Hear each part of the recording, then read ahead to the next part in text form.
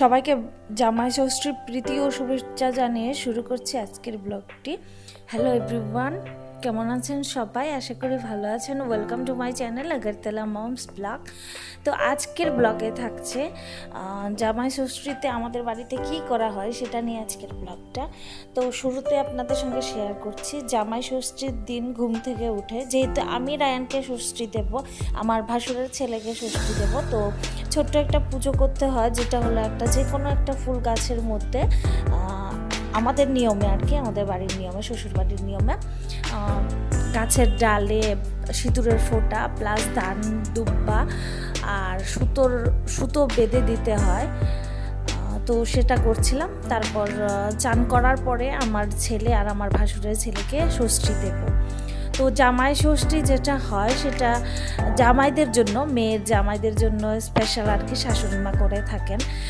তবে মানে মা বাচ্চাদের দিতে পারে, মা নিজের ছেলে মেয়েকেও দিতে পারে।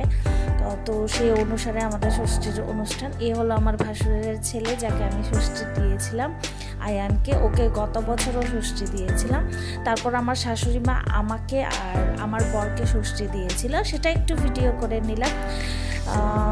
তো সবাই জানেনই লকডাউন চলছে, গত বছরও সেম কন্ডিশন ছিল।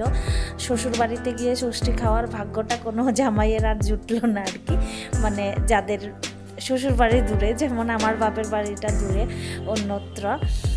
তবে আমাদের চাকমাদের তেমন একটা নিয়ম নেই, তাও আমার মা একটু একটু ছোটোখাটো অনুষ্ঠান করে থাকেন। মানে যেমন ধরেন যখন প্রথম বছর আমাদের বিয়েটা হয়েছিল, সেই বছর আবার খাওয়া দাওয়া হয়েছিল আর কি মার বাড়িতে। বাট এবছর তো জানেন, এই বছর আর গত বছর তো একদমই শোচনীয় অবস্থা আর কি, বিশেষ করে জামাইদের। তো এই যে আশীর্বাদ করছেন, ষষ্ঠীতে একটা ছোট্ট পুজো করা হয়। পুজো করার পরে একটা হাতে সুতো বাঁধা হয় আর কি।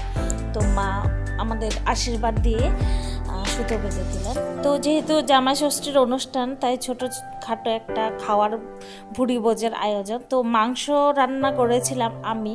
তো আজকে ভাবলাম যে অনেক দিন ধরে রেসিপি দিচ্ছি না, আজকে ভাবলাম যে আমি চিকেনটা কিভাবে রান্না করেছি সেটা একটু ভিডিও করে নিই, যেহেতু আমি ব্লগে সব কিছু শেয়ার করি। তো রেসিপি অনেক দিন ধরে শেয়ার করা হচ্ছে না, ভাবলাম যে আজকে যেহেতু ভুড়ি ভোজের আয়োজন হচ্ছে জামাই ষষ্ঠী উপলক্ষে, তাই জন্য একটু ভিডিও করেছি। তো আমি চিকেনটা, বাজারের যে চিকেন আনা হয়েছিল, এখানে প্রায় 2.25 কেজির মতো চিকেন। তো আমার মানে আমরা প্লাস আমার শ্বশুর মশাই, ওনাদেরও দেওয়া হবে, তাই জন্য আনা। তো এই মশলাগুলো গতবার যারা আমার ভিডিও ফলো করেছেন তারা দেখেছেন যে বাড়ির তৈরি মশলা এগুলো। তো একটু যেটা আমি বলেছিলাম যে আমি একটু কিন্তু শিলনোড়ায় একটু বেটে নিই। আবার এই যেমন ধরেন এই লঙ্কা গুঁড়োটা, তাও একটু শিলনোড়ায় বেটে নিচ্ছি, বিকজ যখন আমি বেটেছিলাম তখন একদম ফাইন গ্রাইন্ড হয়নি, কারণ আমি ছেঁকে নিইনি, তাই জন্য। তো আমি ছেঁকে না নেওয়ার কারণ হলো যে আমি শিলনোড়ায় একটু পিষে নিই আর কি রান্নার আগে, তাহলে একদমই ফ্রেশ যে বাটা মশলা সেটার স্বাদটা আসে। তারপর পালা আদা রসুন বাটা।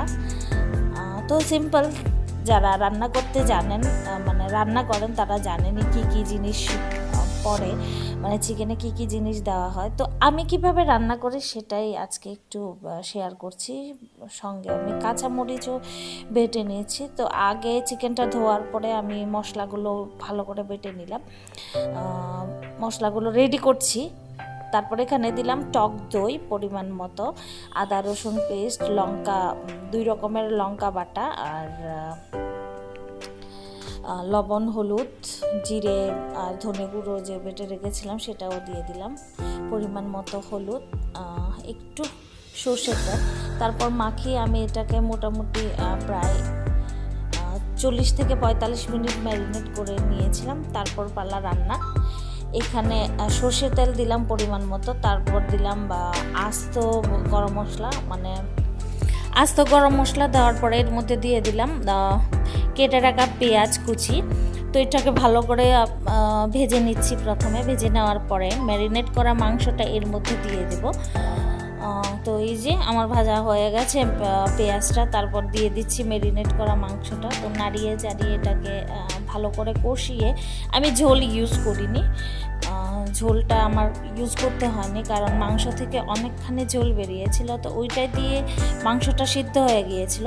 তারপর ডান দিকে বসিয়ে দিলাম নোনা ইলিশের চাটনি। আমাদের বাড়িতে সবার পছন্দের একটা জিনিস নোনা ইলিশের চাটনি। তো যেভাবে নর্মালি রান্না করি সেভাবে রান্না করেছি।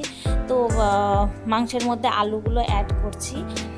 তো মাংসটা আমি কষানো মাংস করেছিলাম আলু দিয়ে, আলু ছাড়া মাংস কিন্তু খেতে ভালোই লাগে না।